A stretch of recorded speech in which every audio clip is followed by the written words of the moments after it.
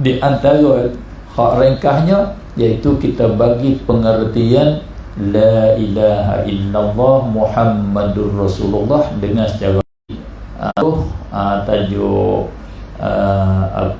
simpulan syahadah ataupun kalimah syahadah ni kerana apa boleh dikatakan dia sebagai simpul akidah.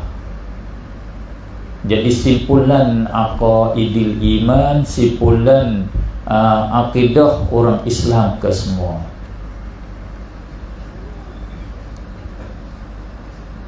Cuba kita kembali ataupun kita memahami makna perkataan, isi perkataan La ilaha illallah. Sampelnya kita terjemah dia ataupun terjemahannya kita maklum. Cara sampelnya iaitu tiada ada Tuhan melainkan Allah. Dia empat kalimah kan. La ilaha illa Allah. Empat kalimah. Kalau kita tak faham empat kalimah, tak nak asing kalimah tak boleh. Itu kita tak faham lah, susah faham. Salah satu pada kita nak faham bahasa tu kena faham kalimah dia kan. Kalau kata makan nasi dengan wudu, berapa kalimah? 3 kalimah. Satu makanan, yang kedua sik dengan, yang ketiga wudu. Tak betul tu. Orang tu tak faham bahasa Melayu lah. Dia nak asing kalimah tak boleh. Dia campur kalimah lain mari masuk dalam kalimah lain. Makanan tu ambil nasi ni mari masuk kat sini. Kalau macam tu nazam tak apa. Nazam dia kira wazan dia. Maulaya sol ni masuk kepada maulaya. Li wasallim masuk kepada sini, li pergi ke sana. Itu kerana wazan dia, bukan kerana kalimah. Kita nak, sebab tu bila kita kena dengar syair-syair Arab tu kita susah nak faham. Sebab dia tak ada susun kalimah, dia susun wazan. Ambil setengah kalimah sana mari campur kat sini. Saya makan nasi dengan budu. Jadi makan apa makan pula aku tak faham. Kerana yang masuk kat sana. Sebab dia menyanyi ada irama dia. Irama terlena masuk sana. Begitulah kalau nazam dia bercakap begitu. Susah kita nak faham. Adapun kalau cakap biasa, dia kena satu kalimah. Kita asingkan. La ilaha illallah. Ini cakapan biasa. Nama dia kalam nazar. Dia ada bagi kita bahasa Arab cakapan yang berbentuk nazam, berbentuk ada wazan dia dan irama dia. Yang kedua kalam nazar, kalam biasa.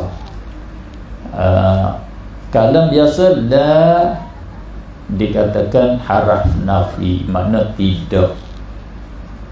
Ilaha nafi sini nama dia nafi jenis. Tidak ada ilaha, tidak ada jenis Tuhan. Tak ada jenis Tuhan. Ilah makna Tuhan bahasa Melayu. Illa kecuali melainkan yang lain. Allah lain daripada Allah. Kecualinya Allah. Cakap begini di dalam bahasa Arab memberi arti hasar, memberi arti had, terhad. Mana tidak ada Tuhan melainkan Allah sahaja. Ada perkataan sahaja lagi. Kalau kita tukar cara dengan ayat lain, Allah sahaja Tuhan, itu makna bentuk begini. Dia panggil dia nafi, tak ada. Kemudian dia isbat dengan ilah. Bahasa Arab cakap begini, we faham makna hasar, we faham makna terhad, sahaja.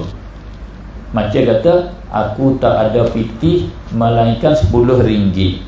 Maknanya 10 ringgit saja aku ada. Hak lain tak ada dah. 10 ringgit saja aku ada pitih. Dari situ jadi satu arti akidah yang penting.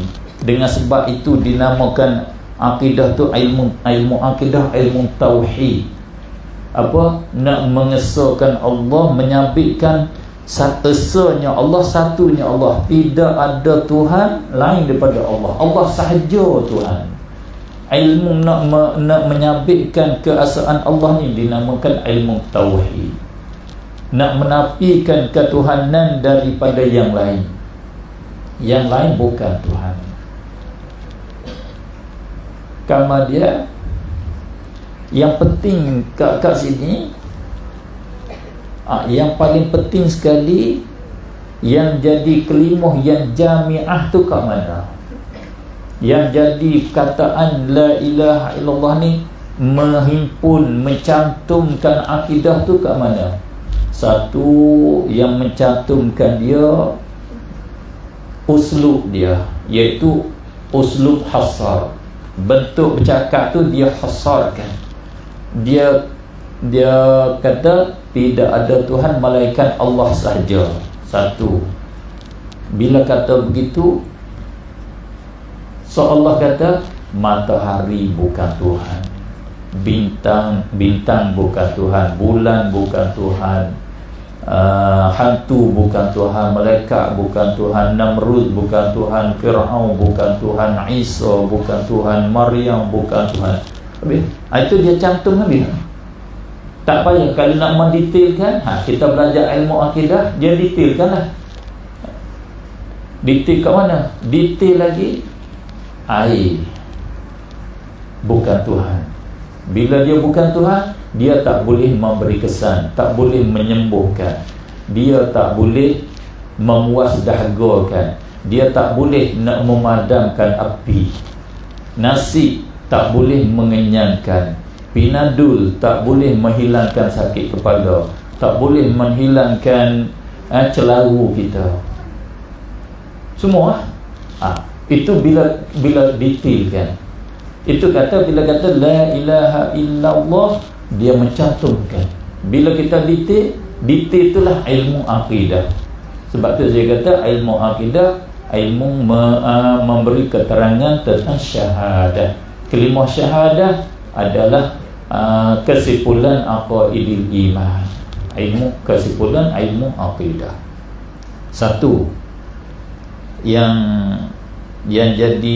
jadi jami'ah kalimah ni. Yang keduanya, makna yang luas, makna ilah itu sendiri. Perkataan ilah, arti ilah ada. Kemudian kalimah ilah tu pula, perkataan ilah tu pula didata dengan isim nakirah, dinafikan dengan kata la. Bila nakirah di halaman nafi, kita belajar dah, an-nakiratu fi siyaqin nafi tufidul umum. Nakirah di halaman nafi, dia beri faedah makna merakumi habis. Tidak ada satu Tuhan pun, tak ada satu pun, tak ada. Ada bahasa Melayu dia masuk kalimah pung lagi. Kalau Melayu tani lah kat sini tak tahu ada ke tak ada kalimah pung. Ada. Tak ada satu pung. Dia ada pung. Bila ada pung tu mana habis? Habis. Kalau kata tak ada satu, bukan lagi. Bila tambah pung, tu baru habis lah ada. Tidak ada satu Tuhan pun. Dia merakumi habis. Satu. Dua. Yang ketiga, kalimah ilah itu sendiri, pengertian ilah itu sendiri. Apa arti ilah? Ini kita kena fokus, dan yang paling penting. Yang paling penting, sebab apa paling penting? Sebab kekeliruan dia tak datang betul kata nafi tadi, hasar tadi, kat situ tak ada dipertikaikan. Ijma', sepakat, semua firqah yang sesat pun bersama kata tidak ada Tuhan lain daripada Allah, Allah saja Tuhan, tak ada siapa nafikan. Dan kata sini nafi umum, tak ada siapa pertikaikan. Yang dipertikaikan, yang jadi kesilapannya tentang mafhum, pengertian, erti ilah kat situ. Apakah arti ilah? Diterjemah kata Tuhan. Kena soal, apa arti Tuhan? Kat situ. Kalau bahasa Melayu, apa arti Tuhan?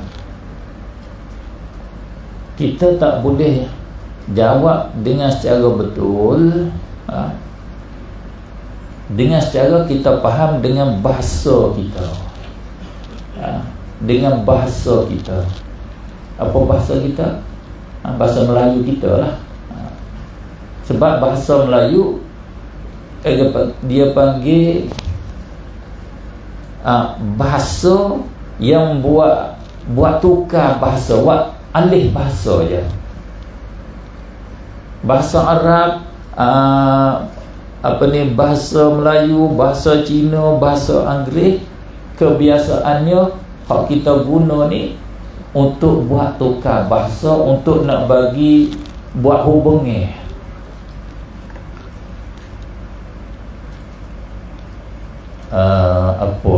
Kadang tak saya nak cerita hak lain, tapi tak ada kelimah tu jadi macam tu. Jadi begini, tak seperti bahasa Al-Quran, bahasa Tuhan, bahasa Nabi. Faham tak? Bahasa Tuhan, bahasa Nabi. Ni saya tak pernah cakap ni awal kali saya cakap begini, supaya nak tak bagi jadi wali. Takut belakang ni jadi orang wali, panah dunia, habis moderator pun tak ada, saya pun tak ada, dia dengan dia. Ini bahasa ada di sana, kita kena tahu bahasa Allah, bahasa Nabi. Bahasa Allah, bahasa Nabi ni tak boleh nak terjemah dengan mana-mana bahasa di atas dunia ni, tak boleh nak terjemah. Kalau terjemah pun tak tepat, tak habis. Nampak pelik sikit dah. Aku tak pernah dengar ni, tak boleh terjemah ni. Ya, maksudnya ada perkataan yang Allah kehendak, yang Nabi kehendak, maknanya yang tertentu. Maka bila hak Nabi kehendak, hak Allah kehendak, hak ni dia tak ada di dalam bahasa lain. Itulah yang istilah yang dipanggil makna syar'an, makna pada syarak, nama dia.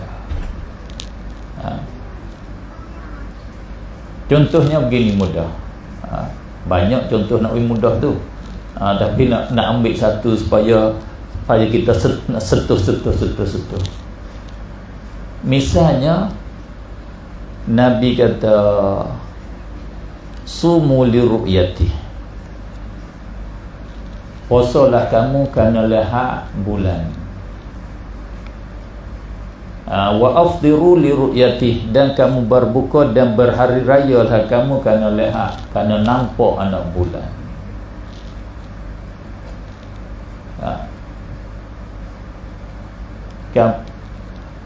Kemudian apa maksud, makna yang Nabi kehendak dengan kata sumu? Adapun Allah kata kutiba alaikumus siyam, difardu, diwajibkan ke atas kamu siyam. Siyam ni bukan tak boleh nak terjemah dengan bahasa lain, tak boleh nak terjemah dengan puasa. Apa arti puasa? Tak boleh. Fasting, bahasa Inggeris apa kan? Ha? Oh, saya pun tak tahu itu tu. Tak. Maknanya nak terjemah tak boleh. Sebab apa? Sebab dia bahasa Tuhan. Hak Tuhan kehendak, hak Nabi kehendak puasa tu, apa dia? Kena hurai panjang lah. Apa hak Tuhan kehendak? Iaitu al-imsak, menahankan diri anil muftirat, daripada makan, daripada minum, daripada jima, daripada mengeluarkan mani, daripada memutahkan, daripada memasukkan sesuatu melalui rongga terbuka. Itu makna yang dikehendaki oleh Allah. Pas nak terjemah macam mana? Cuba terjemah. Nak terjemah tak boleh lah, kerana kehendak dia. Itu makna Allah, nama dia. Maka nak tahu kehendak Allah ni lah, nak tahu makna yang dikehendaki oleh Allah, makna yang dikehendaki oleh Rasulullah, ini kena pakai ilmu yang banyak. Orang biasa seperti kita tak boleh nak faham. Sebab apa? Mudah-mudah kata, dengan kata lain, kita kena faham seluruh Al-Quran. Hak hubung kait dengan siam tu apa dia?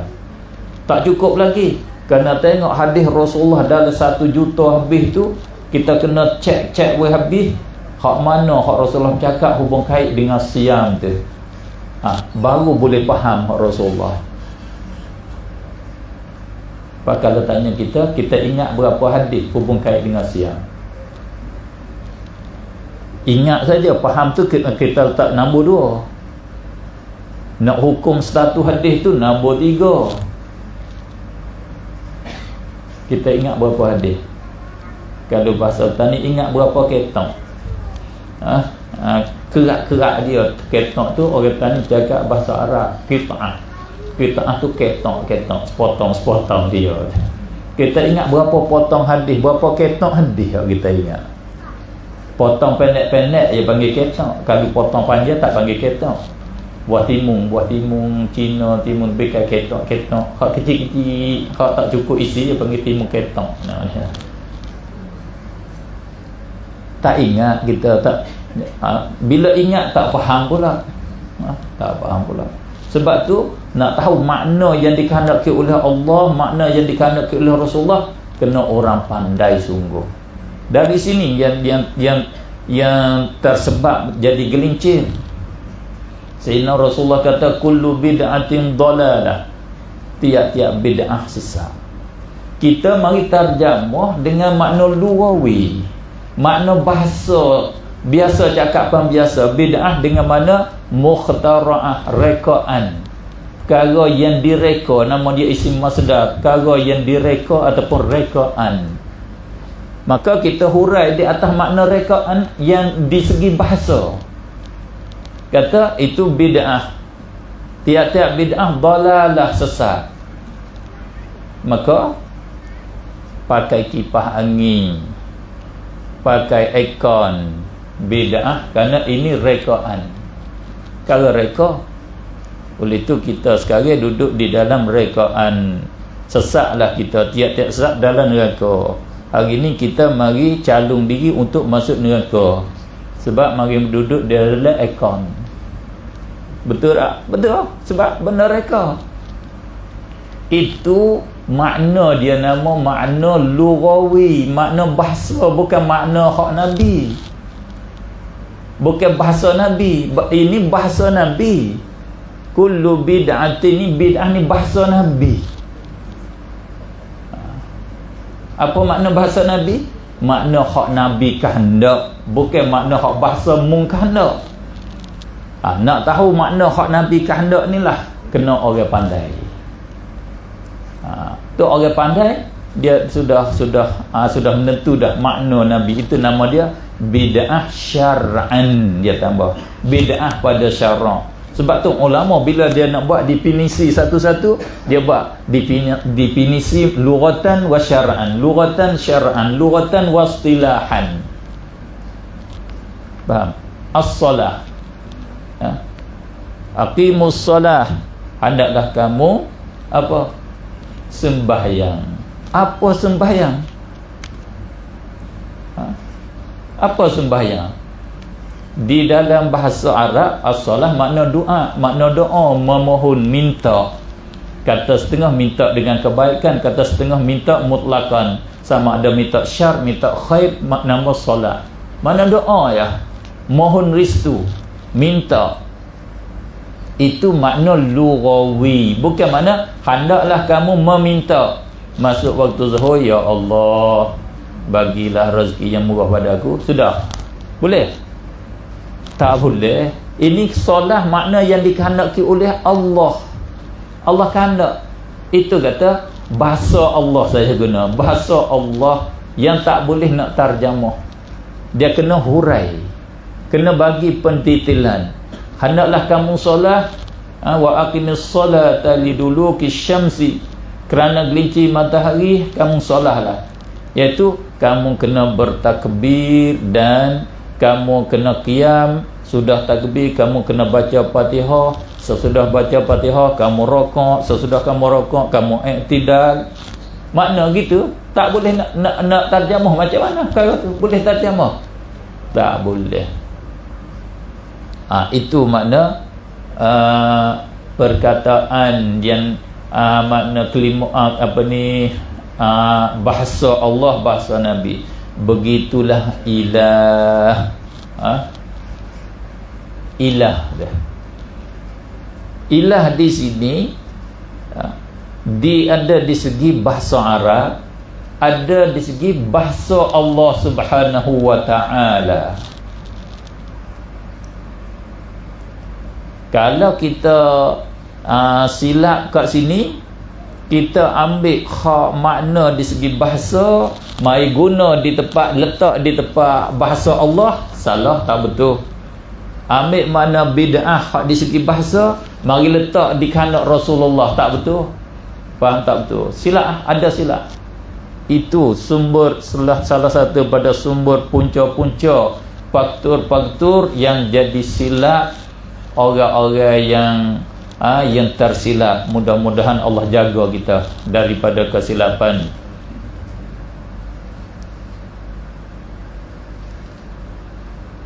Apa dia ilah?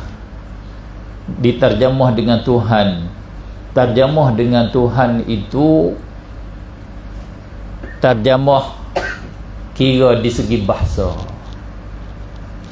Bukan terjemah bahasa syarak, bahasa Allah, bahasa Nabi, bukan.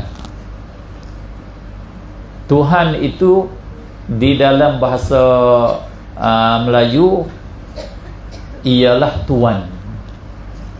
Tuhan ialah Tuan.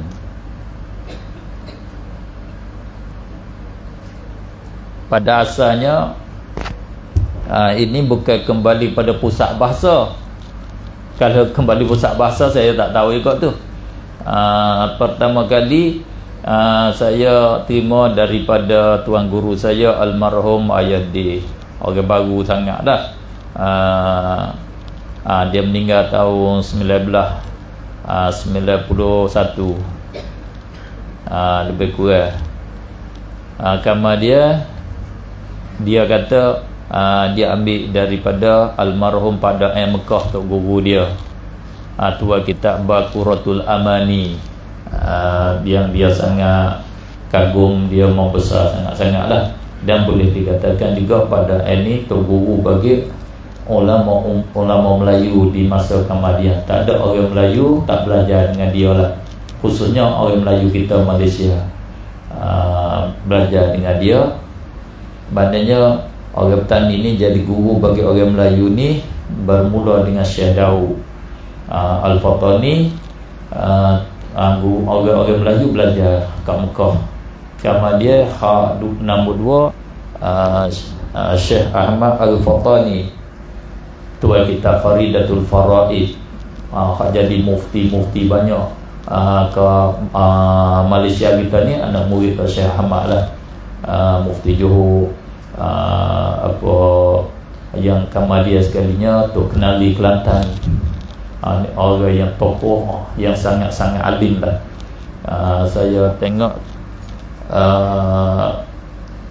Kalau dengan neraca saya ke, Syekh Ahmad ni lah orang yang paling alim di dalam alam Melayu. Sangat-sangat alim kerana dia menguasai berbagai-bagai bidang ilmu, banyak sangatlah. Tarjamah dia pun tepat kerana dia faham sangat-sangat bahasa Arab.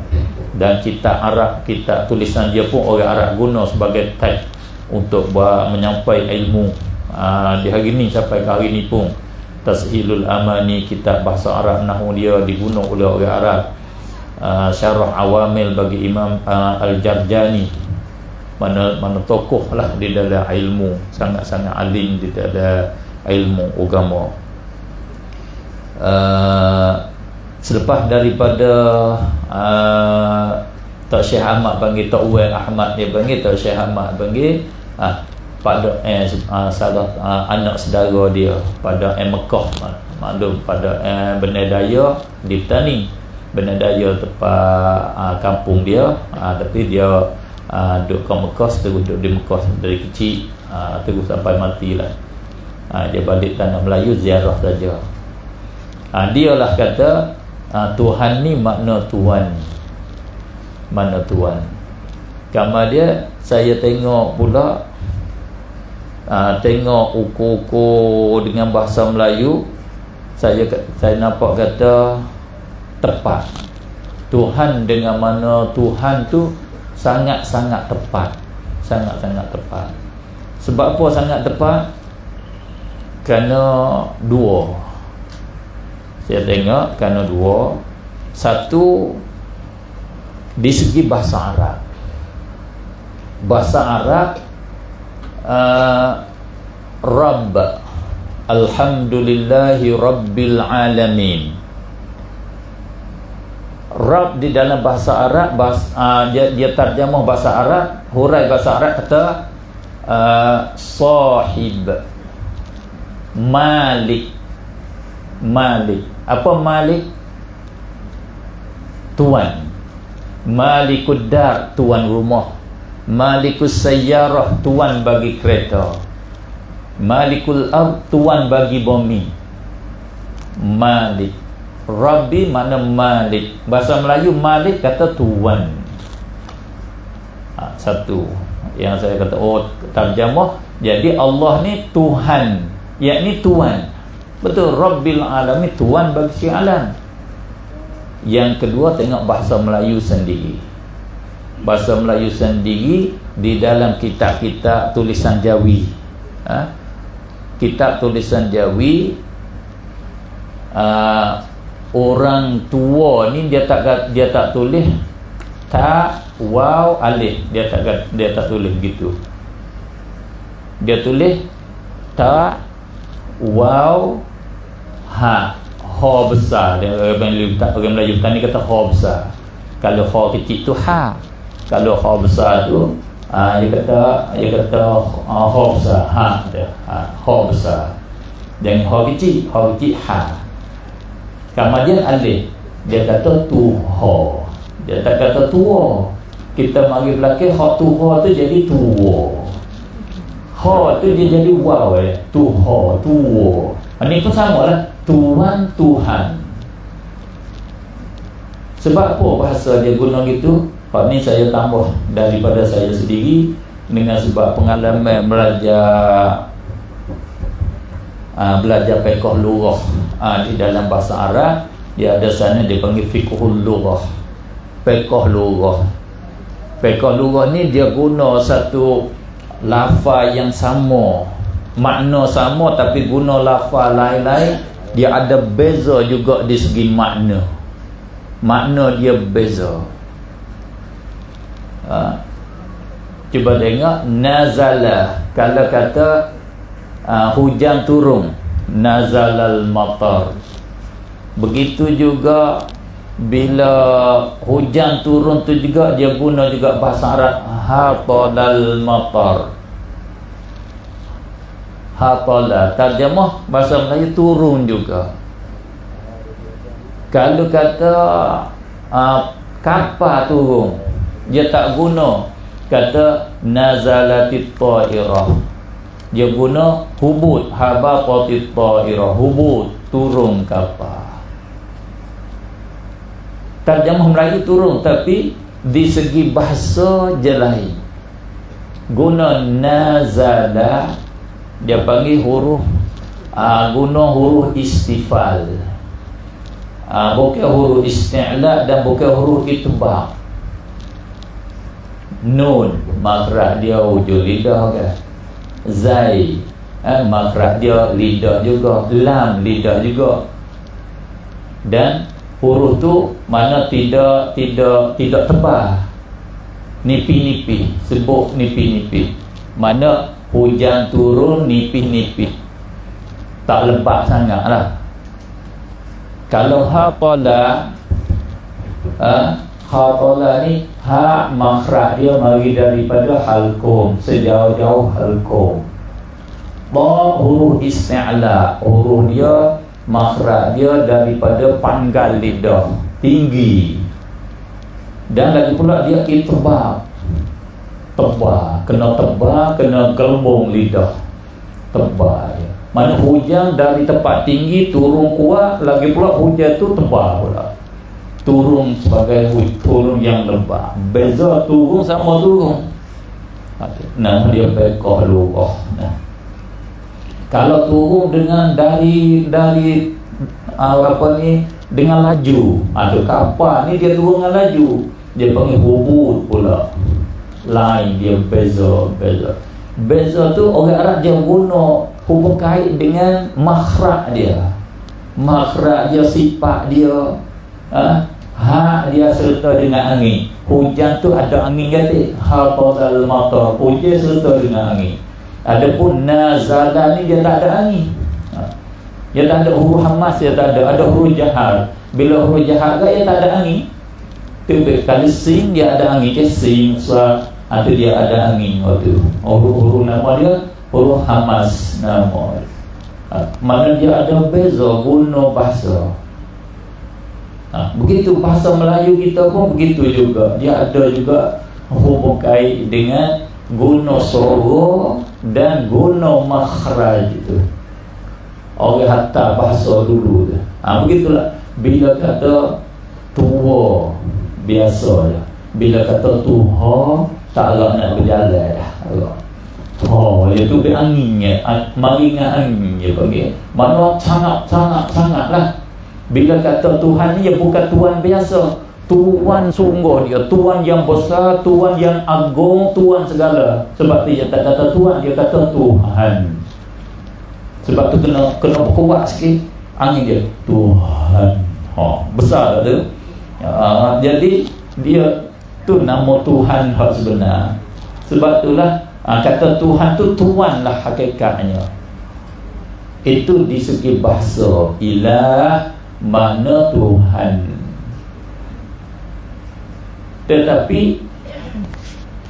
kalau kita kembali kepada bahasa yang sebenar, itu orang Melayu. Orang Melayu dia guna ilah terjemah dengan makna Tuhan. Kalau di segi bahasa Arab, ilah bukan makna asal dia, bukan makna Tuhan. Makna ma'bud. Makna ma'bud.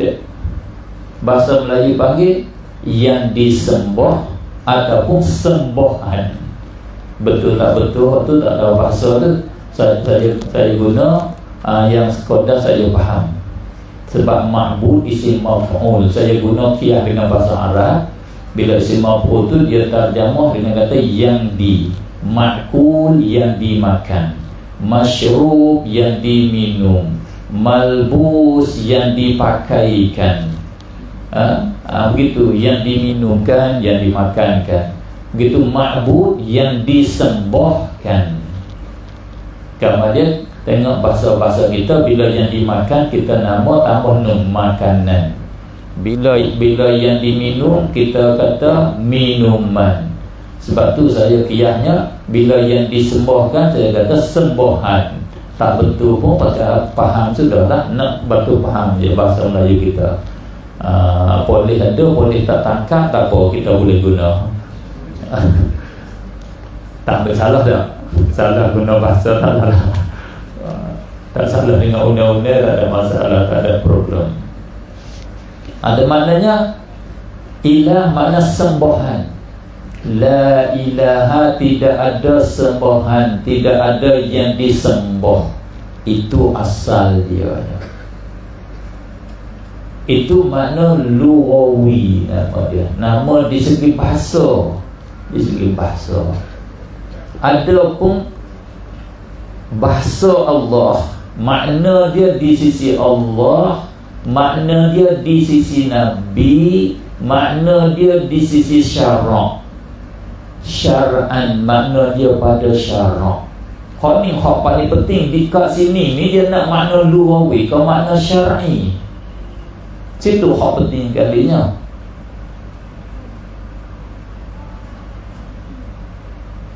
Di dalam masalah agama, bila kata agama, dia kena kembali kepada apa? Syar'an.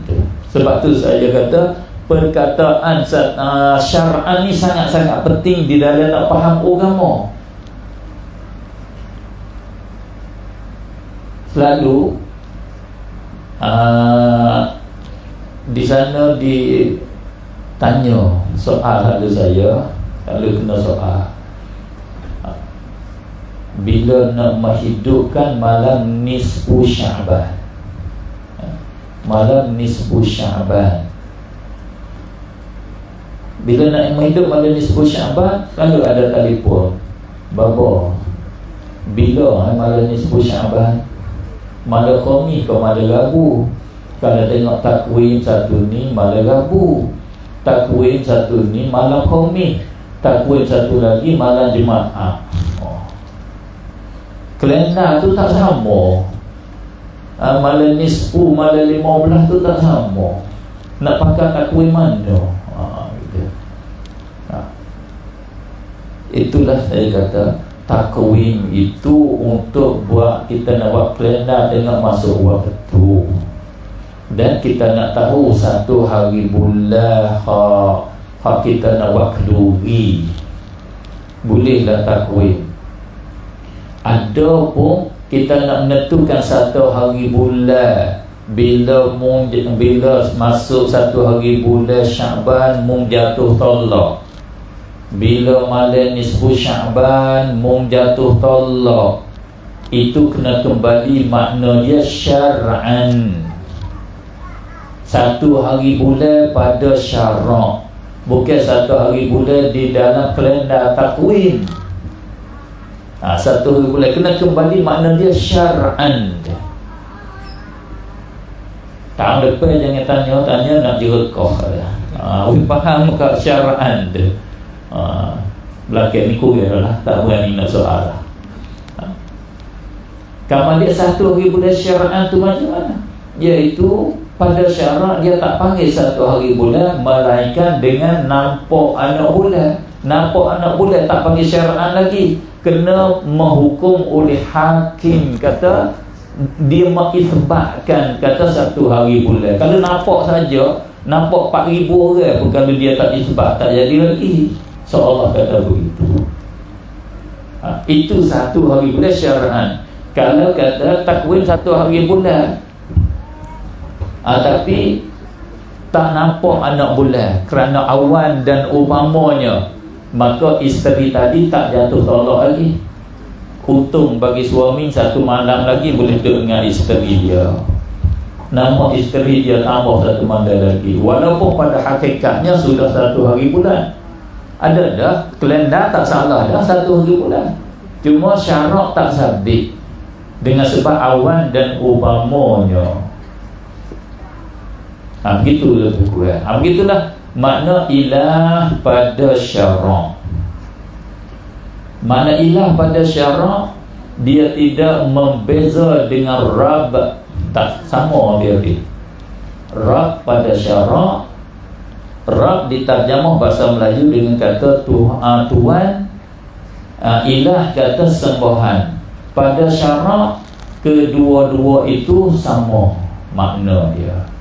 Sebab tu syarak dia guna kedua-dua. Di tempat Rabb dia ialah ilah, di tempat ilah ialah Rabb.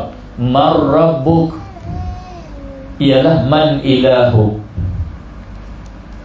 La ilaha mana la rabbah.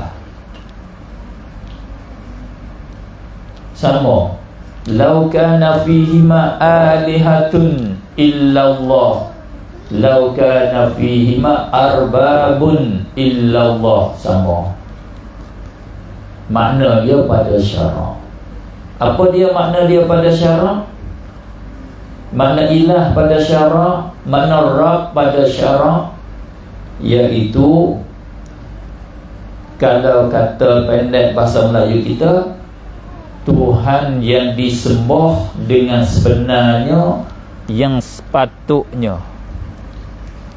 Ada problem apa speaker?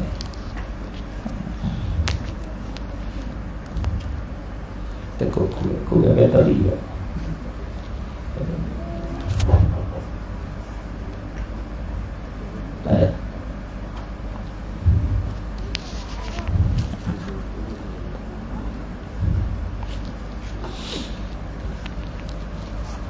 Saya nak simpulkan, nak ringkas sikit, iaitu makna Tuhan yang sebenar iaitu satu zat yang wajibal wujud,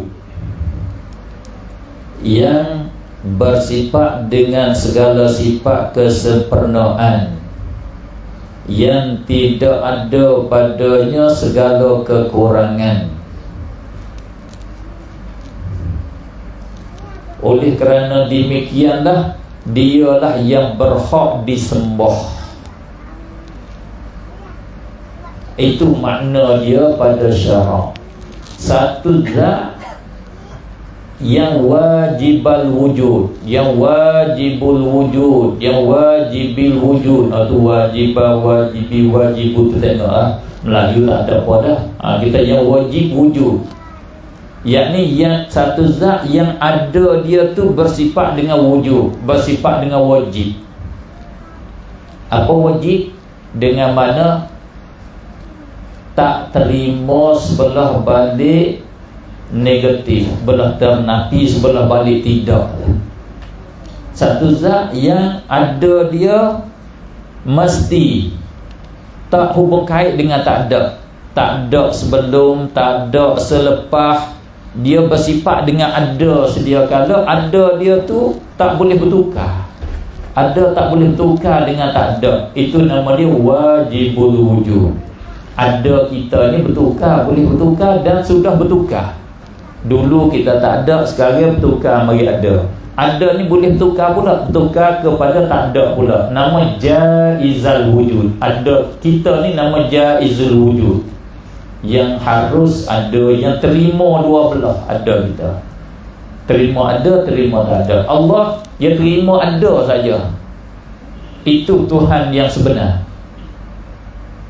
zat yang wajibal wujud, yang bersifat dengan segala kesempurnaan. Dialah yang sifat hak mulia, kuasa, ilmu, haya, sama, basar, kalam.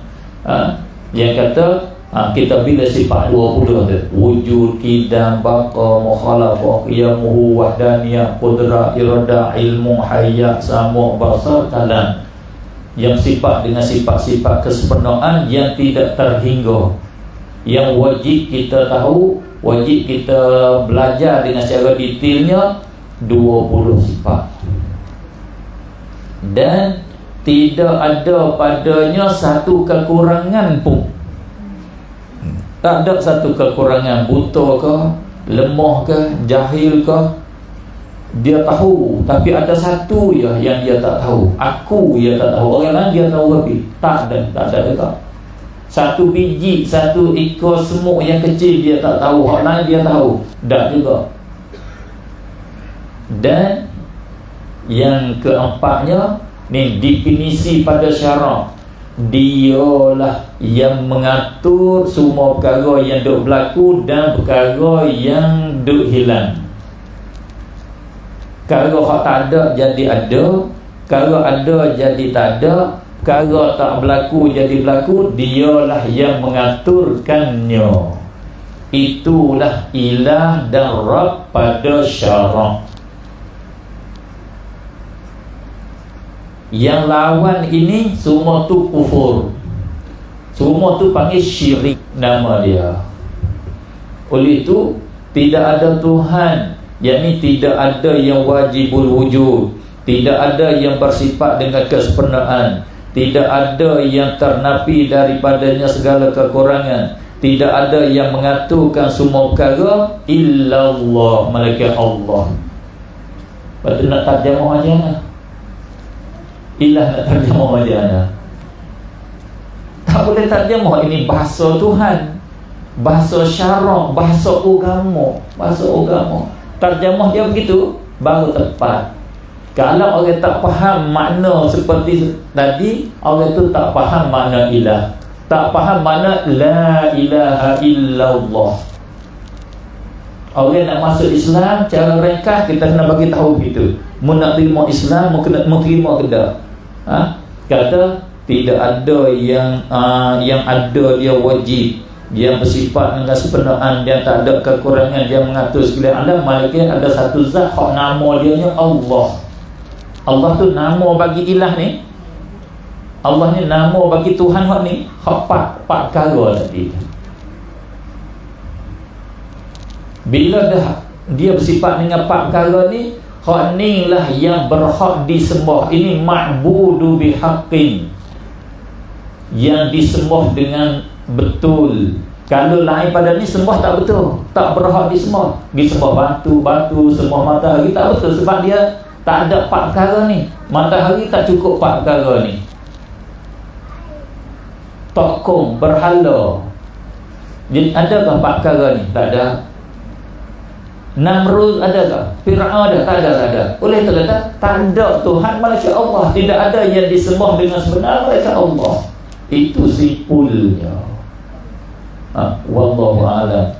Kita tak boleh lagi tafriq, tak ada. Dan dia kena ada tafri'at lagi. Tafriq. Maka fala dia ada pula maka dia. Maka ni baru nak nampak kesesatan satu-satu tafriq daripada cawangan ni. Masa kita cukup, kita sisi yang kedua untuk soalan pula. Terima kasih diucapkan kepada Guru Baba Haji Ghazali di atas penerangan yang panjang lebar tentang tajuk kita. Kita masuk kepada pusingan yang kedua, ada banyak soalan juga. InsyaAllah untuk pusingan yang kedua ni saya akan baca daripada soalan-soalan yang telah dikemukakan. Soalan yang pertama, kita kumpul 2-3 dulu apa ya? Ya. Soalan yang pertama, apakah beza sifat 20 dan tauhid 3 serangkai? Di manakah bahaya tauhid 3 serangkai? Soalan yang kedua, apakah perbezaan Wahabi dan Salaf yang sebenar? Dan soalan yang ketiga, 3 soalan dulu untuk kita jawab. Ada kalanya ketika seseorang dalam keadaan tekanan, emosi, lalu dia mempersoalkan wujudnya Tuhan, adakah rosak akidahnya? 3 soalan dulu, insyaAllah.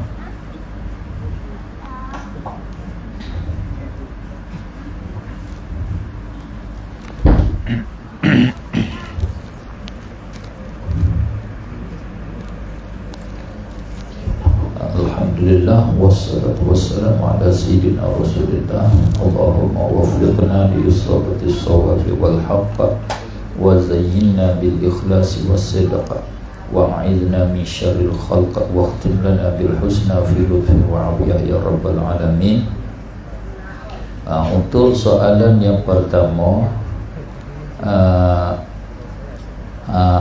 apakah perbezaan, apa beza di antara sifat 20 dengan tauhid 3? Di manakah bahayanya tauhid tiga. Itu boleh jadi dia masuk separuh soalan yang ketiga. Jadi tetap perbezaan antara sifat 20 dengan tauhid 3, tetap nama dia tu kita tak payah soal dah lah, dia beza dah. Tauhid sifat 20 dengan tauhid 3. Maksud dengan tauhid 3 dulu iaitu tauhid tauhid uluhiyah, tauhid rububiyah dan tauhid al-asma' was sifat. Dia bagi tertib susunan dia begitu. Kita nak bilang dulu kemudian tu tak ada masalah, tapi asal susunan dia tauhid uluhiyah, rububiyah dan al-asma' was sifat. Dan tauhid sifat 20 dengan maknanya apa beza di antara kita belajar ataupun kita kenal Allah dengan secara tauhid sifat 20 dengan kita belajar nak kenal Allah melalui tauhid 3, guna silibus tauhid 3. Pertama, perbezaan dianya belajar tauhid 3 di dalam mengenal Allah cepat, alim, cepat berasa faham, cepat merasai alim dan cepat berasa faham, tetapi tidak tepat. Belajar tauhid sifat 20 lambat boleh faham. Kalau kita belajar di tok guru tak berapa faham. Kalau belajar tok guru tu hak faham, sama je faham. Ni ada salah satu pada guru mursyid kita tu. Guru kita tu faham betul-betul hak dia nak menyampaikan. Kalau tok guru tu hak dia nak menyampaikan pun dia ada 50-50. Dia menyampaikan kita tak nak faham kita, ada 30 dengan 80 70. Dia 50-50 gelak, gelak gelemak. Bukan gelak saja, tak gelak gelemak. Dia panggil tak naik pajar, tak naik pajar. Mana belajar tauhid sifat 20, natijah dia betul akidah Islamiyah, betul dengan tauhid yang disampaikan oleh Nabi sallallahu alaihi wasallam. Tapi syarat, ada syarat-syarat dia. Di masa yang sama dapat menafikan akidah-akidah yang palsu. Pegangan yang palsu yang nak datang mari, dia boleh tolak. Mari di dalam bentuk mana pun.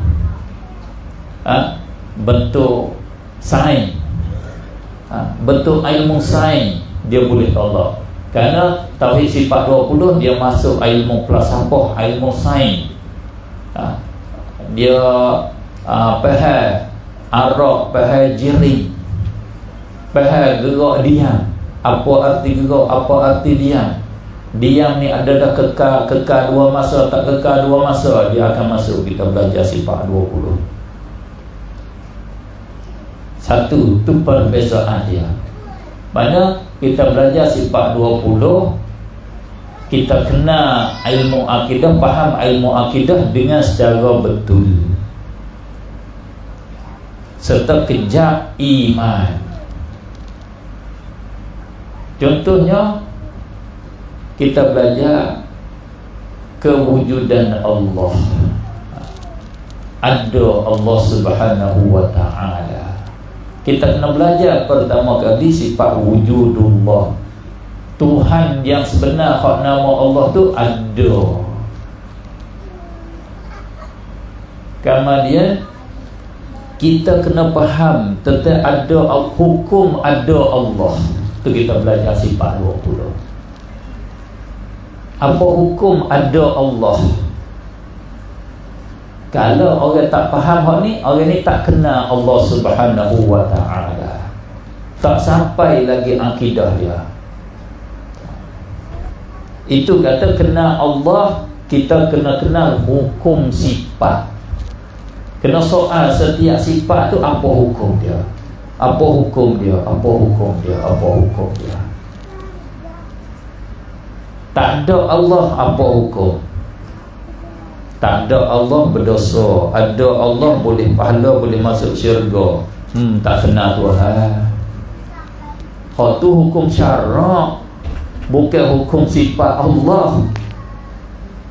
Tak faham beza. Sebab tu kalau kita belajar di dalam akidah sifat 20, dia akan beza di awal dulu. Beza antara hukum akal, hukum adat, hukum syarak. Kena beza, kena pandai hak ni.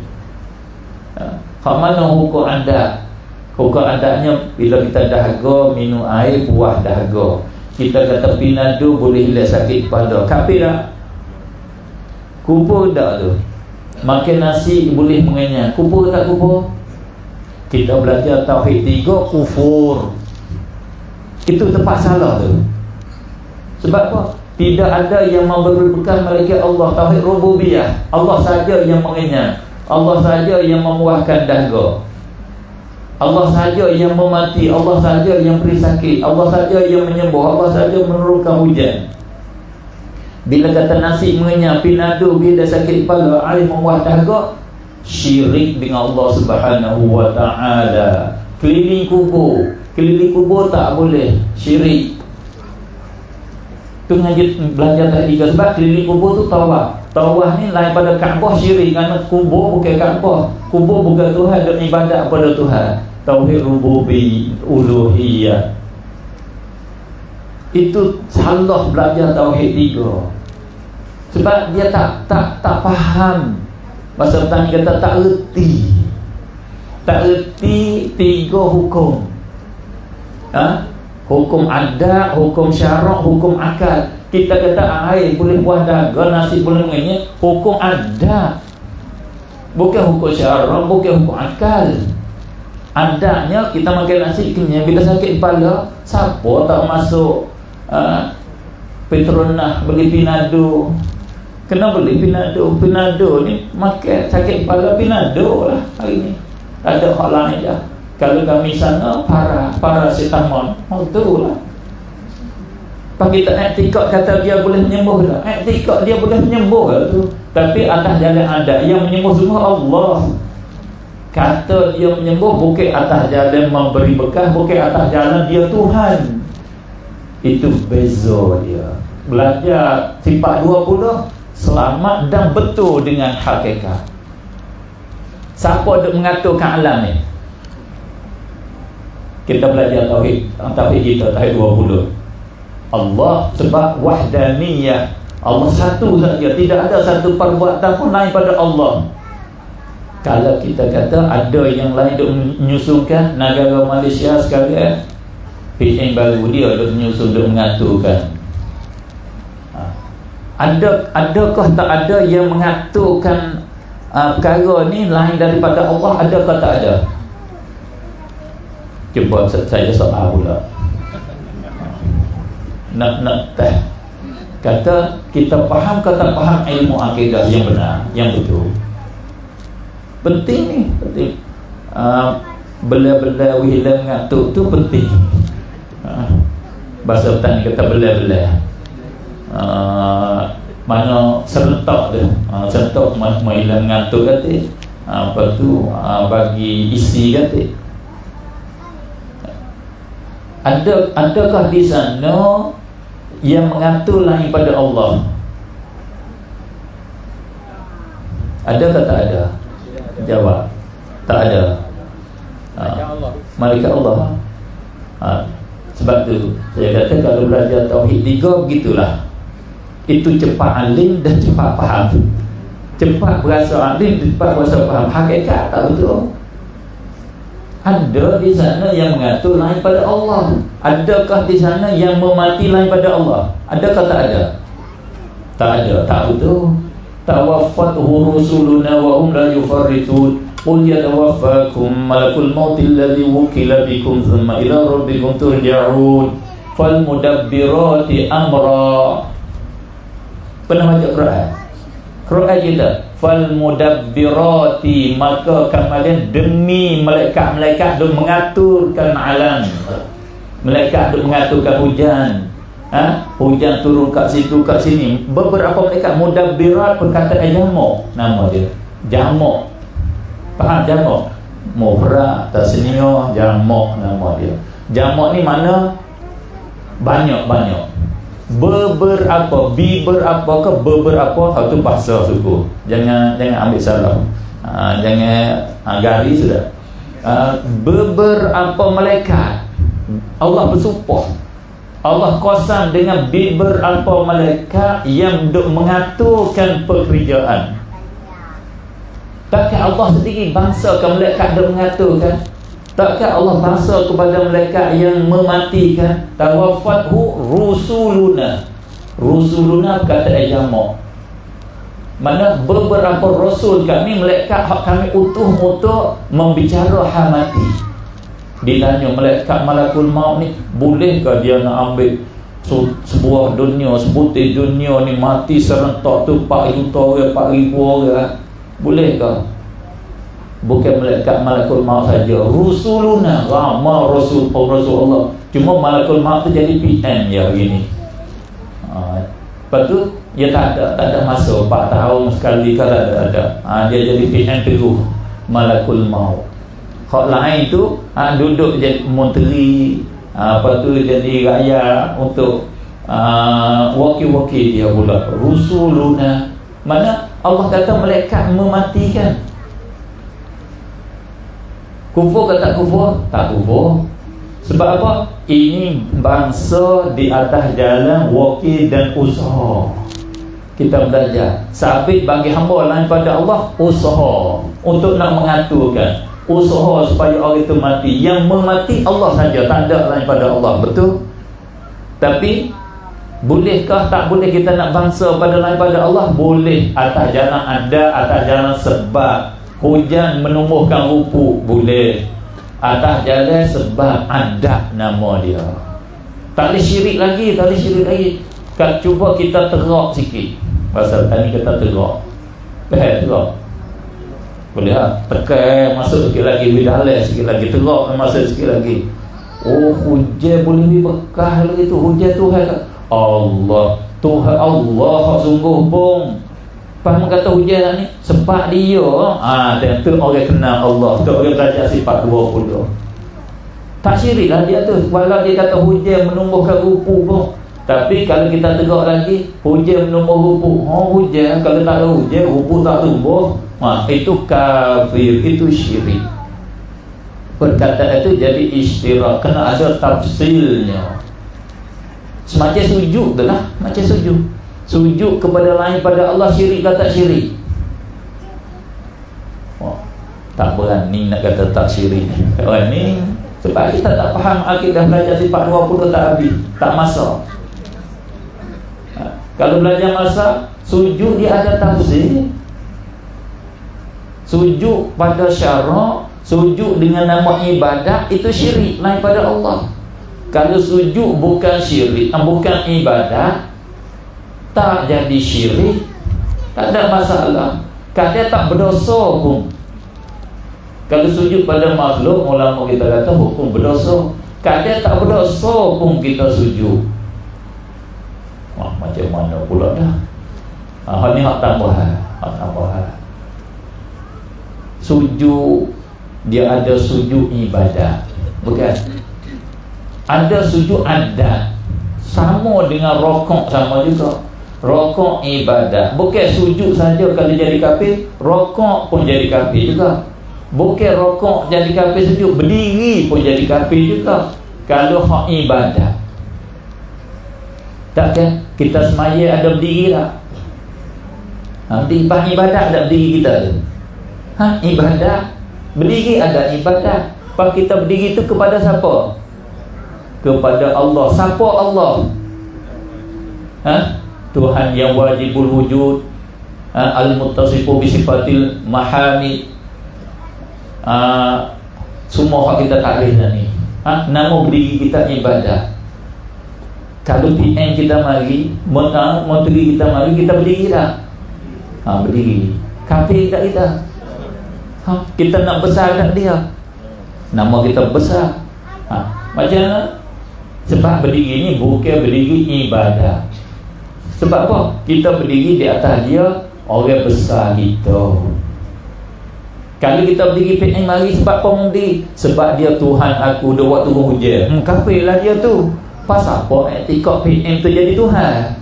Orang Melayu takut keling sana, tak tahu lah. Kalau orang Melayu tak ada. Orang sakit, orang asli pun tak nak etikot kata PM Tuhan. Itu apa nak jadi kubur macam mana? Bila PM lagi kita sujud, kafir tak kafir sebab kita bukan sujud atas jalan dia Tuhan. Cuma silap kita sujud itu berdosa nama dia. Ada sujud atau berdosa? Sujud main bola. Boleh masuk gol sujud. Lepas tu sujud pada Allah. Sujud nak tengok air pelaga di bawah rumah. Air ada pelaga bawah rumah, kita duduk di atas rumah sujud. Dosa tak? Tak dosa. Sebab apa? Hak ni ada ya. Rokok. Orang pakai kasut semua kena rokok semua. Rokok tak?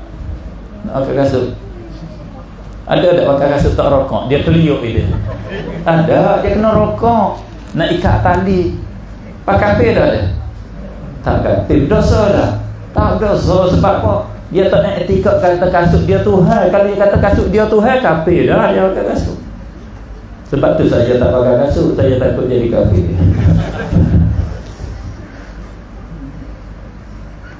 Itu akidah 20 dia terang. Kita belajar akidah 20 betul. Adapun tauhid 3 berasa faham tapi tak betul. Uluhiyah tak boleh sembah lain pada Allah. Hak ning lah hak orang jadi syirik. Bila kita mengaji tauhid 3, hak ning lah orang jadi syirik. Tauhid uluhiyah, iaitu sembah lain pada Allah, pergi keliling kubur sembah lain pada Allah syirik. Pergi tawassul sembah lain pada Allah syirik. Buat maulud syirik. Kata ya Habibi ya Muhammad ya arusal khafiqaini, itu doa nak panggil ibadah. Ibadah lain pada Allah syirik. Orang yang berzikir maulud puji Nabi syirik. Mengakakkan Nabi, tidak ada tempat kami tumpu melainkan engkau ya Rasulullah. Ilmu engkau ilmu lauh mahfuz, engkau tahu ilmu lauh mahfuz, syirik kata mereka. Itu salah dia. Padahal syirik itu yang hubung kait dengan ibadah. Kait dengan ibadah. Kena faham makna ibadah. Keliling kubur adakah panggil ibadah? Tak panggil ibadah. Tak panggil ibadah. Orang nak masuk KL, cari jalan tak jumpa. Keliling KL tu berapa terik? Keliling dia. Tapi bukan kerana ibadah. Sebab tu keliling ada hak keliling ibadah, sujud ibadah. Panggil ya Rasulullah, ada hak panggil ibadah, ada tak panggil ibadah. Kita panggil anak, ya Ahmad. Panggil isteri, hei Aisyah. Syirik tak? Kalau syirik tak boleh panggil bini. Kena nanti dia nampak paling. Kena cakap bisu, tak boleh cakap dengan mulut. Sebab syirik. Itu salah, tak tepat cara dia. Lebih lagi tauhid al-asma'i was sifat. Kita kena pakai zahir Quran, tak boleh takwil ayat-ayat mutasyabihat. Itu ringkas sebab nak tengok kepada soalan banyak lagi. Ada pun tauhid 20 mukhalafatuhu ta'ala lil hawadith, kena dia pakai kaedah kata wa kullu nafsin awhamat tashbiha awilu aw fawid wa rum tanziha. Silibus ahli sunnah, silibus Nabi, silibus sahabat, dia ta'wil ayat-ayat mutasyabihat. Quran dan hadis ada hak dipakai zahir, ada ditakwil. Itu ijma', tak boleh nak nafi dah. Tiba kalau belajar tauhid 3, tak boleh takwil ayat-ayat Allah. Itu salah. Dan tauhid 3, tauhid asma' wa sifat, menyabitkan keanggotaan bagi Allah. Allah ada kaki, ada tangan, ada mata, ada betis. Tu Allah ada ke semua. Cabutnya janggut dengan zakat farat, dengan kemaluan saja tak ada Allah Subhanahu wa taala. Itu tauhid 3. Sesat dan kufur wal iyadzabillah. Kalau sampel dia cepat faham. Cepat. Mana kita tak boleh sembah lain pada Allah. Kena sembah Allah sahaja. Kena ibadat pada Allah sahaja. Itu tauhid uluhiyah. Tauhid rububiyah, tidak ada yang memberi bekah, tidak ada yang menurun hujan, tidak ada yang memberi kemarau, tidak ada memati menghidup, malaikat Allah. Allah sahaja je duk mengatur semua perkara. Tauhid asma' wa sifat, kita kena menyabitkan sifat hak Allah menyabit bagi dia, dan kita kena menafikan sifat hak Allah nafi. Apa nama hak Allah namakan dia, hak Allah Rasulullah namakan Allah, kita kena menyabit. Sampel gitu betul. Dan kita bahasa alim lah. Boleh banyak tu bahasa alim. Tapi bila turun ke dalam lagi, bertemu ulas senut. Temu dengan bahaya. Sana berulas senut, sini ulas apa? Sama. Ulas hitam, habisah. Ada bahaya di dalamnya. Begitulah ringkasnya. Dan soalan yang kedua, apa beza Wahabi dan salaf yang sebenar? Wahabi itu dia dakwa ikut salaf. Dia dakwa ikut salaf, maka dia kata dia salafiyah. Dulu dia mengaku dia wahabiyah. Dia berbangga di masa belakang ni nyata sesat dia tak terima. Kita panggil wahabiyah. Dia tak terima dah. Di dalam kitab Muhammad Abdul Wahab, anak Muhammad Abdul Wahab al-Syekh, semua ni dia puji, dia bangga, dia nama wahabiyah. Tak ada salafiyah ni baru je, baru. Salafiyah ni makna dia bangsa pada dia ikut cara salaf, ikut apa yang diiktikad oleh salaf. Yang sebenarnya salaf yang dia ikut salaf yang salaf. Dan tidak ada di sana mazhab salaf yang dinama dengan kata betul-betul mazhab salaf, hakikat tak ada lah. Kita kena tahu kat situ dulu. Mazhab Syafi'i, Imam Syafi'i yang buat manhaj dia, yang buat ambil hukum. Mazhab Maliki, Imam Malik bin Anas. Mazhab Hanafi, Nu'man bin Thabit, Imam Abu Hanifah. Katakan seterusnya. Ada imam-imam dia. Tapi mazhab salaf, cuba kita tanya soal siapa imamus salaf, hak diikut. Cuba tanya siapa. Dan kita lama saja nak tupai ilmu kata siapa hak nama imam bagi salaf. Hak kata mazhab salaf, siapa imam dia?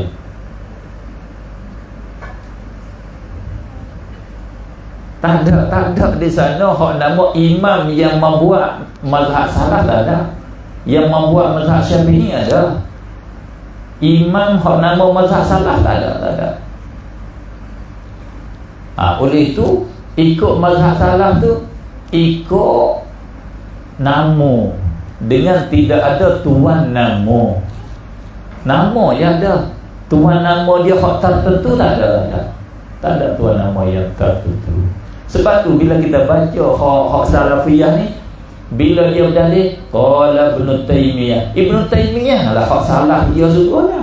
Tak ada yang nak hak lain. Ibnu Taimiyah, Ibnu Qayyim. Hak belakang ni Ibnu Baz bin Baz dengan Utsaimin. Itu ya, tu mazhab salaf mereka. Kalau ke salah yang sebenar hak mereka, hak Ibnu Taimiyah itu, iaitu Muqatil bin Sulaiman dan Muhammad bin Karram. Itu hak salah hak mereka ikut. Itu bukan salaf yang betul. Itu salah mujassimah, salah yang salah yang menyabitkan kejisiman bagi Allah Subhanahu wa ta'ala. Adapun mazhab salaf yang sebenar, iaitu mazhab sahabat, mazhab yang diajar oleh Nabi, Itu mazhab salah yang sebenar. Nabi dia ajar cara faham Al-Quran, sahabat faham Al-Quran. Cuba kita tengok ayat-ayat mutasyabihat, tidak ada satu ayat pun yang tidak ditakwil oleh salaf. Salah dengan mana sahabat, dengan mana tabi'i, kerana mereka terima ilmu daripada Nabi betul-betul cara. Panjang kali saya nak ambil contoh. Bukan mazhab salaf ada dia buat kaedah faham Quran seperti Quran yang umum. Quran yang umum kita tak boleh pakai dengan secara umum dia kalau ada di sana pertentangan. Kena ambil hak pertentangan dia tu kena taksis. Nama dia amun maksus. Ada kala diitlaq am kena khusus. Itu yang disampai oleh Nabi. Itu hak salah yang sebenar. Ada pun salah Wahabiyah ni, dia bila umum tak ada taksis. Kullu bid'atin dhalalah. Tiap-tiap bid'ah sesat tak ada. Itu dia panggil tak ada taksis. Hak salah yang sebenar seperti menerang oleh Imam kita Imam Nawawi, kata kullu bid'atin dhalalah. Imam Nawawi kata di dalam syarah Muslim, amun maksus, perkataan umum dikhususkan. Tengok Nabi ajar, alladzina amanu wa lam yalbisu imanahum bizulmin ulaika lahumul amn. Nak laju sikit. Jinjak 200. Faham tak faham ikut. Faham sendiri lah. Orang-orang yang beriman, dia tak campur iman dia dengan zalim. Perkataan zalim ni kataan umum. Maksudnya syirik, maksudnya curi, maksudnya judi, maksudnya cakap bohong, maksudnya kerja dosa, dia panggil zalim. Sebab walakin kanu anfusahum yazlimun. Kita buat zalim ke diri kita sendiri, kita kerja dosa tu nama kita buat zalim. Itu nama zalim. Orang nak dapat keamanan di akhirat, nak boleh syurga, kena orang tidak zalim. Kalau zalim, ada zalim tak boleh keamanan. Kata sahabat Rasulullah, ya Rasulullah, yang mana daripada kalangan kita yang tidak zalim? Siapa yang tak berdosa? Tak boleh masuk syurga seorang habuk apa kita? Ngaku habis. Sebab apa? Kata zalim ni umum. Walam yalbisu imanahum bizulmin. Mereka tak campur aduk, tak campur gaul iman mereka itu dengan zalim, dengan kezaliman. Rasulullah kata bukan sebagaimana kamu faham. Quran di sini ia kandang dengan zalim ialah seperti Allah firman kata innasyirka la zulmun azim. Syirik di sini, zalim di sini dengan mana syirik. Allah itlaq umum, kandaknya khusus, kandaknya zalim dengan mana yang tertentu, iaitu makna syirik. Itu manhaj silibus ahli sunnah yang diambil pada Rasulullah SAW. Ajaran Rasulullah cakap baik umum, tengok ada kala ditafsir, ada kala dikandak khusus, yang tak sama. Amun maksus lain, amun urida bihil khusus, urida bihil khas lain. Itulah ilmu ahli sunnah wal jamaah yang betul. Sebab itulah saya kata, saya boleh buat sibuk kata yang alim dengan Quran sungguh, yang berpegang dengan Quran dan hadis sungguh ialah ahli sunnah wal jamaah. Yang dakwa salaf, dakwa saja ikut Quran dan hadis. Mereka tak ikut cara yang disampaikan oleh Rasulullah SAW. Tak ikut cara ahli sunnah dengan cara betul. Bila ada terkena emosi, kita kata tak ada Tuhan gitu. Kita kata tak ada Tuhan. Terkena emosi itu dia ada dua. Terkena sampai kepada tahap hilang akal. Tak boleh kita nak kontrol diri kita sendiri. Tahap tu kita tak salah. Tak salah. Tolak isteri tak jatuh tolak. Itulah yang diambil oleh pejabat mufti di negeri Mesir. Bila orang dia tolak isteri dengan emosi, dia kata tak jatuh tolak. Sebab emosi orang Arab dia tinggi. Siapa tak sedar nak kontrol tak boleh lah. Nak kontrol tak boleh. Adapun emosi orang Melayu, kalau ibarat orang tani dia panggil tahi air mone. Panas sebentar, dia tak panas sangat. Dia baikok tak ada sampai 3 bulan habis orang Melayu. Orang Melayu dia emosi tak tinggi, tak sampai hilang akal. Kalau orang emosi salah sampai dia nafi kewujudan Tuhan, jatuh murtadlah ya wal'iyadzabillah. Emosi dia boleh kontrol diri.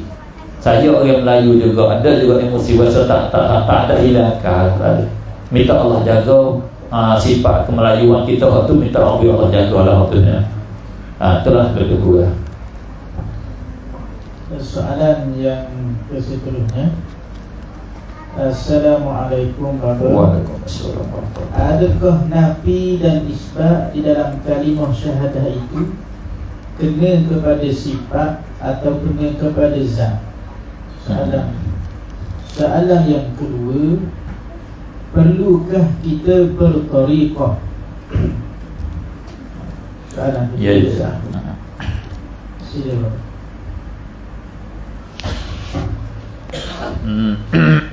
Pertamanya nabi pada la ilaha illallah tu kita nabi zat ke nabi sifat. Ini cara nak tahqiq dan tadqiq ilmu saja soal ni. Dia tak ada penting sangat dah. Ni dia panggil, kalau kita biasa nama dia lecu untuk nak berjangok. Dia panggil bahasa Malaysia panggil apa? Make up ke apa panggil? Mega. Mega. Ini make up dia. Untuk nak berjangok ilmu, kita mai doa Allah ada Tuhan lain daripada Allah, tak ada toko bukan Tuhan. Jemu juga nak make up juga, nak berjangok, nak lama lecu sikit. Nak lama lecu. La ilaha ni nafi zat ke nafi sifat. Ilaha tu Allah masuk kau tak masuk di dalam ilaha. Kalau masuk keluar pula macam mana? Tu nak berjangok. Tapi nak berjangok kena pandai. Lama lecu kena pun di bibir muda. Kalau lama di hidung, huduh pula. Dia kena pandai juga. Kalau bukan ahli tak usah berjangok lah. Pakai hak ori gitu jadilah. Sebab saya tengok orang dia make up tu, saya tak tengok uduh. Uduh sangat. Dia panggil berseri lebih pelajar. Tak juga apa ni nak lomong nyata ni 3 kali tanah tambung kata uduh.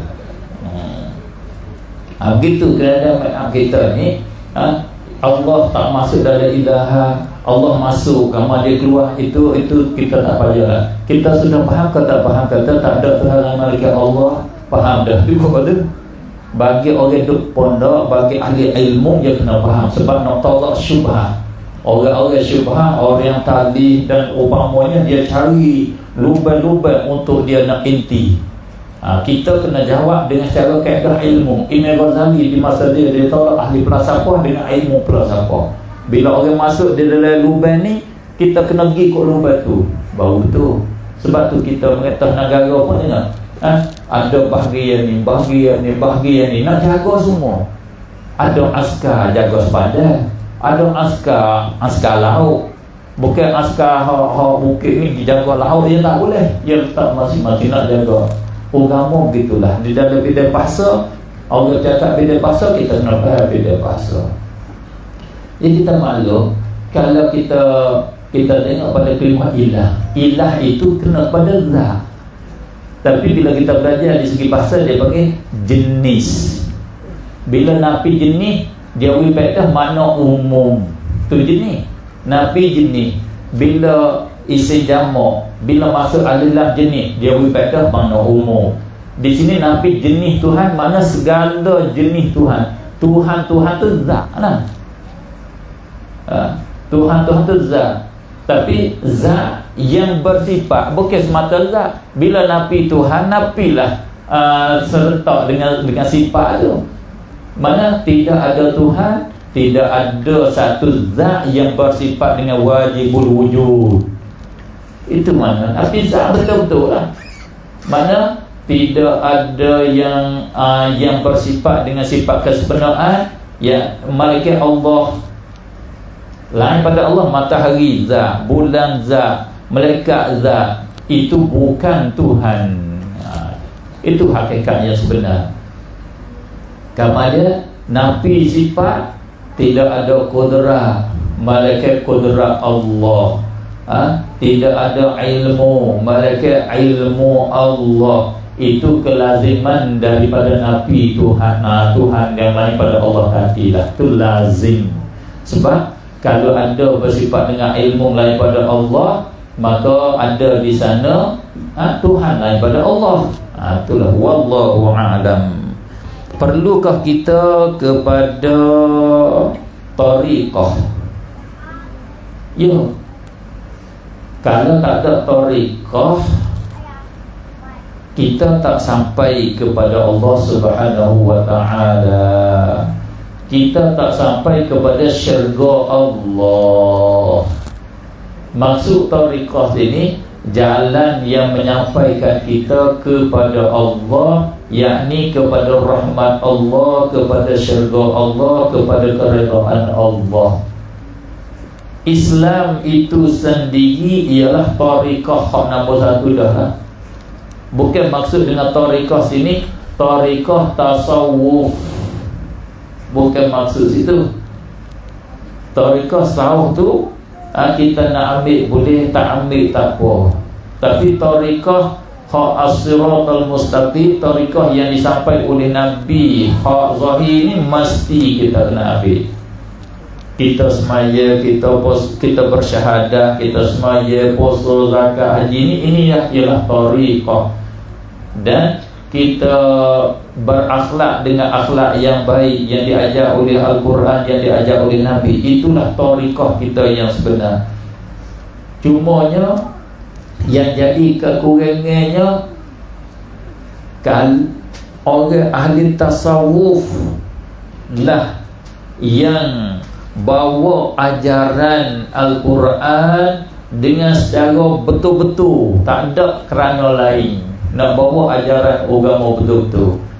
Itulah kita bila nak sampai sungguh, kena ambil cara yang diambil oleh ahli tasawuf. Itu jadi tariqah ahli tasawuf nama dia. Sebab tu tariqah yang betul, yang kita kena ambil semua, tariqah Imam Ghazali rahimahullahu ta'ala di dalam Ihya Ulumuddin, di dalam Minhajul Talibin. Itu tariqah yang betul.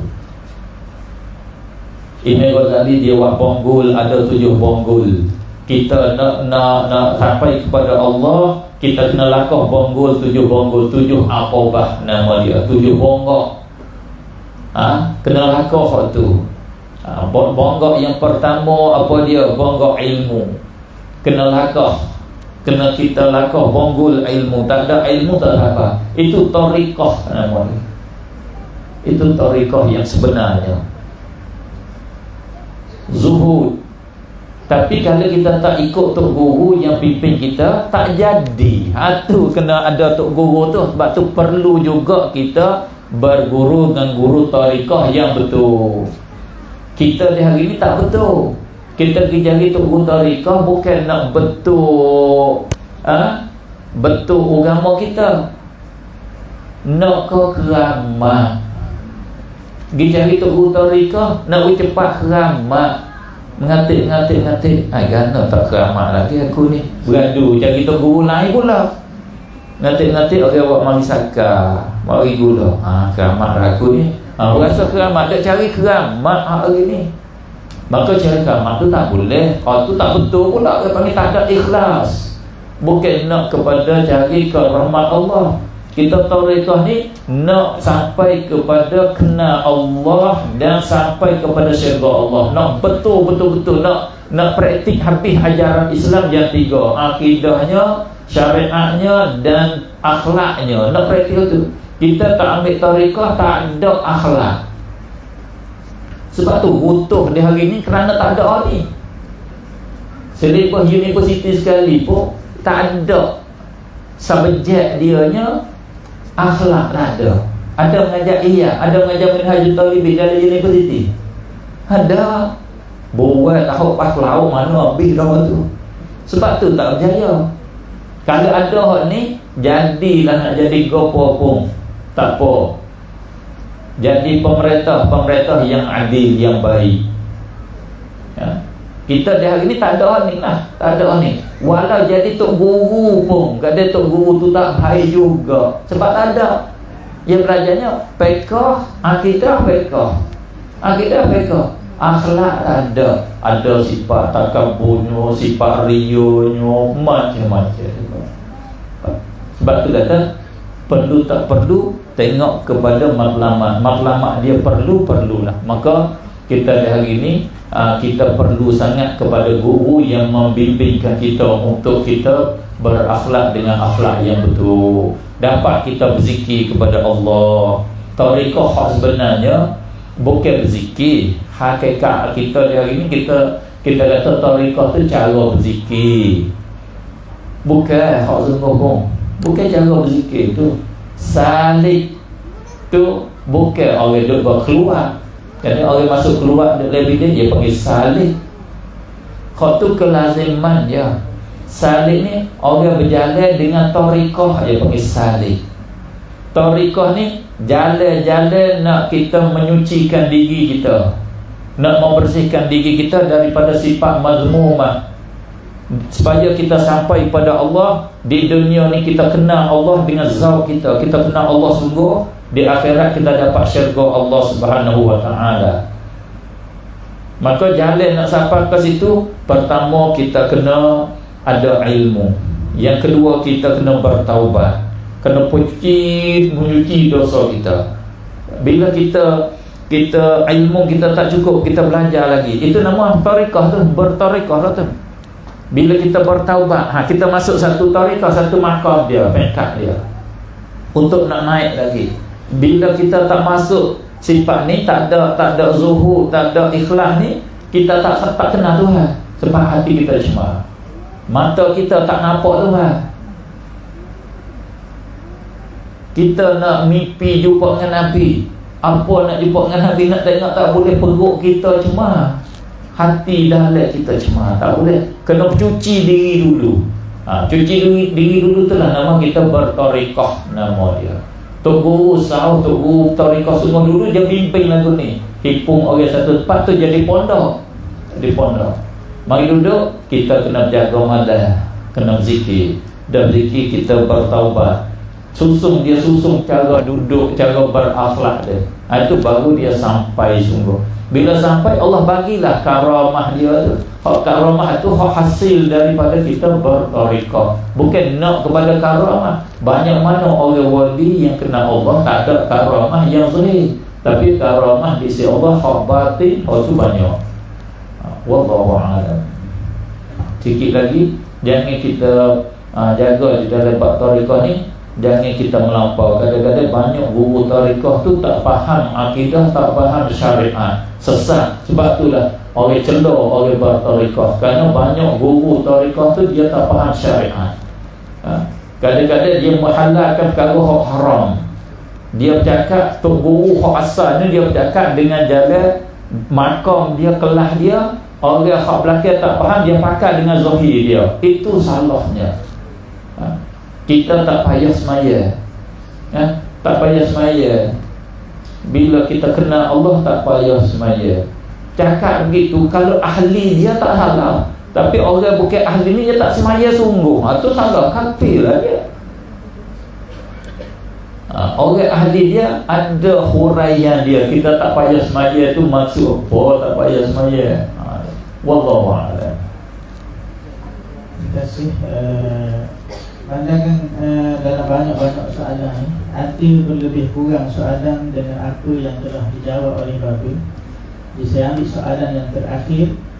Bagaimanakah ulama-ulama Qurani pada hari ini menjaga akidah anak-anak muda di Qurani daripada terpengaruh firqah-firqah yang luar daripada ahli sunnah? Soalan yang terakhir. Ya. Cara ulama orang-orang jadi tok guru lah, bukan ulama sangat. Ulama ni kalau mengikut definisi dia yang sebenar tu, kita tak sabar pekat lah. Cuma ulama di segi neraca, kita orang awam tu nama ulama lah. Nak cari kelas ulama sungguh bukan mudah lah. Dia hari ni bukan mudah, payah, sangat payah. Bila orang kelas ulama sungguh, orang kata bukan pula jadi bertukar definisi hari ni. Definisi bertukar. Misalnya saya ni dipanggil ulama, hakikat bukan. Bila ulama sungguh dikatakan penyesat, walaiyabillah, bertukar. Walau bagaimanapun kita kata Tok Guru lah. Macam mana Tok Guru ditani menjagakan ajaran yang sesat, baik Syiah, baik Salafiyah, Wahhabiyah, dia jaga macam mana. Di antara hak orang tani jaganya, dia jaga dengan beri keterangan di dalam penyampaian bentuk mengajar umum, mengajar pondok dan ceramah di tempat-tempat di kampung-kampung. Orang tani dia menulis tak banyak. Almarhum Ayati hak belakang ni, almarhum Ayati tuanku saya ya banyak menulis. Dia menulis tolak pegangan-pegangan yang sesat. Orang lain tak ada menulis. Hak akhir, hak generasi saja sekarang ada yang menulis. Jadi cara kami di sana hak besar sekalinya berkongsi dengan orang kampung, orang tempatan. Bila berlaku ajaran yang sesat, boleh kata kami sebagai Tok Guru kalender penuh dijemput ceramah untuk beri keterangan. 1 bulan tu penuh. Bila tak ada, kosong lah. Bila ada ajaran sesat, kampung ni jemput, kami ceramah selepas solat Isya jam 10 kat sini, lebih kurang pukul 9 sana, 10 kat sini. Hak paling cepat pukul 8.30, yang ni 9.30 kat sini, sampai 1 malam. Sampai 1 malam kita ceramah, bagi nasihat kamu, tetap tajuk kemudian yang kedua semacam inilah, bagi soalan. Maka dengan beri keterangan begitu, orang-orang awam dia boleh faham. Seperti kata Syiah di satu belum pada Covid tu, Syiah dah sebar luas di 3 wilayah. Dia mari sewa rumah, dia bagi pitih kepada orang-orang kampung, dia bagi bersikap untuk budak-budak kampung. Terpengaruh banyak. Maka orang kampung sendiri cemburu di dalam masalah agama, takut rosak. Dan kami pun begitu juga, buat ceramah. Satu kali itu saya salah satu pada ahli penceramah. Pergi ceramah bila Syiah nak buat program besar-besaran di kat satu kawasan Naratiwa tu. Depok saya ceramah, keluar ramai lah. Malam tu lebih kurang dalam 10,000 orang kah, dia kata tubik lah. Pakat tubik. Saya sampai betul-betul tajuk Syiah, kesesatan Syiah macam mana. Sampai hari nak buat program tu, orang kampung semua pakai rumah susunan tu, pakai dia merosak ke habis. Sampai ke hari ni Syiah tak boleh berjalan, tak ada habis. Orang kampung faham betul-betul. Kita jaga begitulah kawasan dengan menyampaikan, kerana orang sana alhamdulillah dia siqah, dia taruh kepercayaan kepada tuan guru tu tinggi. Dan tuan guru pula alhamdulillah dia semata-mata nak menerangkan agama, tak ada yang lain. Tak ada tujuan yang lain, nak jaga agama Allah Subhanahu wa taala. Dia pergi ceramah tu pun kerana nak menerangkan kebenaran. Tak ada hajat, tak ada sebalik, tak ada. Dia politik pun dia tak ada sana, ya tak ada politik, tak ada apa. Semata-mata nak menerangkan kebenaran. Sebab tu diterima, dia amanah. Yang masih ada amanah. Dia bercakap Imam Nawawi sungguh. Yang jadi kekurangan di kalangan di masa kebelakangan ni, tak ada amanah di dalam menyampaikan ilmu, kerana dia tidak ada ikhlas. Upah kata Imam Nawawi. Imam Nawawi kata dia tak sanggup kata-kata Imam Nawawi, dia buat kata dia nak memertabatkan diri dia sendiri, dia nak mengkeramatkan diri dia sendiri. Jadi tak ada kesan lah. Tak ada kesan. Itu tengah pada problem kita. Problem kita, kita tidak kerana Allah. Sebab tu saya nak nasihat diri saya sendiri dan tuan-tuan semua, baik setiap lapisan kita kerja agama, haraplah lillahi ta'ala, kerana Allah. Semua kita usaha boleh lillah.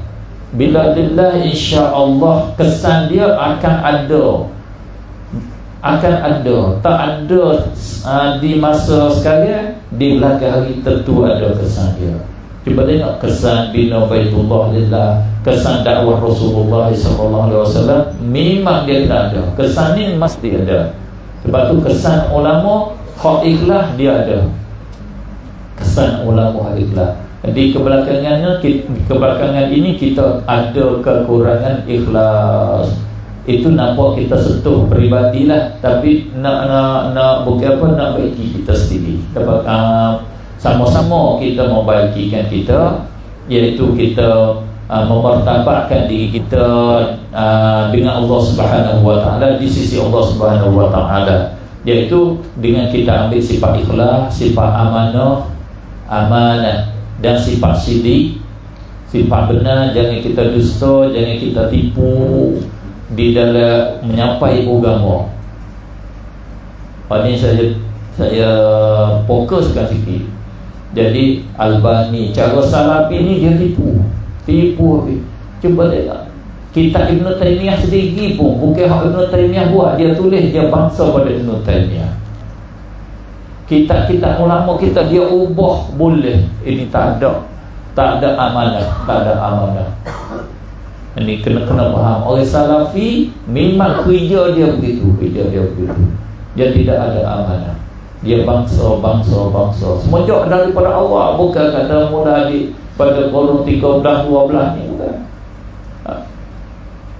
Ibn Taymiyah sendiri, cuba tengok Ibn Taymiyah. Dia kata ittifaq salaf, kata alam ni qadi. Ittifaq ulama hadis muhaddisin ala qadi. Di mana ada? Dia tidak ada amanah. Tak ada amanah. Itu penting. Sebab tu ulama ahli sunnah, alhamdulillah, ada hak tak amanah pada dengan secara peribadi tu, dia ada lah hak tak amanah. Hanya problem kita hari ni, kadang-kadang ustaz kita pun tak ada amanah, terpengaruh dengan waktu, terpengaruh dengan ajaran Salafi itu juga. Sebab tu saya selalu ajak kita Malaysia khususnya, supaya negara kita ni lebih maju ke depan, lebih dirahmati oleh Allah Subhanahu Wa Taala. Saya semua rakyat Malaysia, mari kita membaikikan diri kita dengan kita ambil 5 sifat. Sifat ikhlas, sifat amanah, sifat sidik, sifat tawadhu dan sifat ithar. Wa yuthiruna ala anfusihim walau kana bihim khassasah. Sifat mengutamakan orang lain daripada kita, melebihkan diri orang lain di atas diri kita. Kita mengutamakan. Ada visi hak sedap duduk, ada visi hak tak sedap duduk. Biar orang lain duduk visi hak sedap, kita mau duduk hak tak sedap. Jangan berebut ambil hak sedap duduk tu. Tu apa ihar. Ada hak ni, insya-Allah taala negara kita ada nur, kampung kita ada nur, rumah kita ada nur.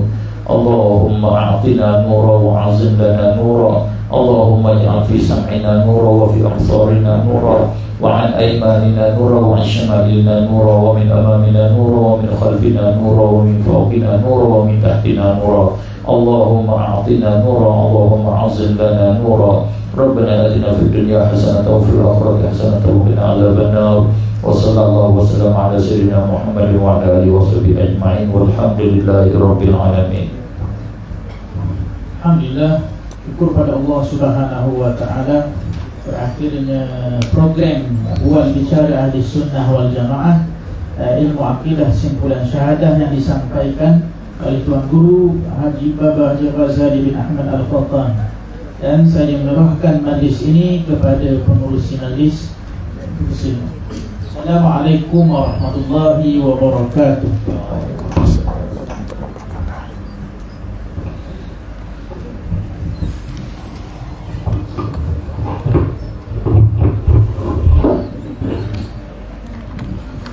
Alhamdulillah, demikian tadi penyampaian yang tulis lagi kudus penuh dengan pengajaran jiwa teladan. Semoga apa yang telah disampaikan sebentar tadi dapat menambahkan ilmu dan dijadikan amalan dalam kehidupan seharian kita sebagai umat Islam.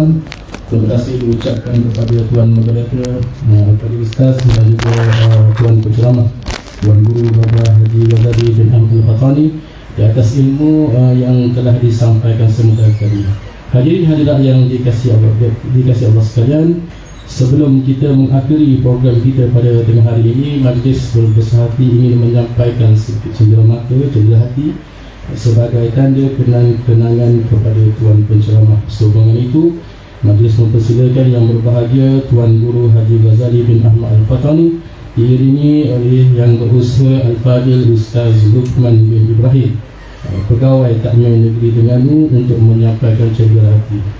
Bismillah.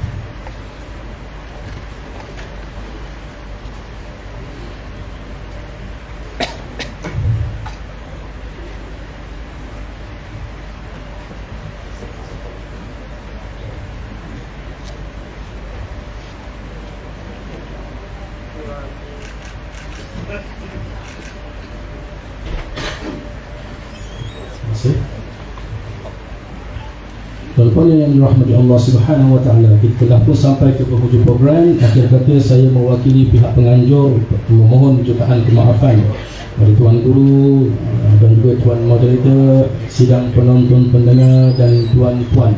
Andainya terdapat kelemahan dan kekurangan sepanjang program ini, moga kita semua akan beroleh keberkatan daripada Allah Subhanahu wa taala, setinggi-tinggi penghargaan juga dan ucapan terima kasih di atas kesudian semua untuk hadir memeriahkan program ini. Sama-sama kita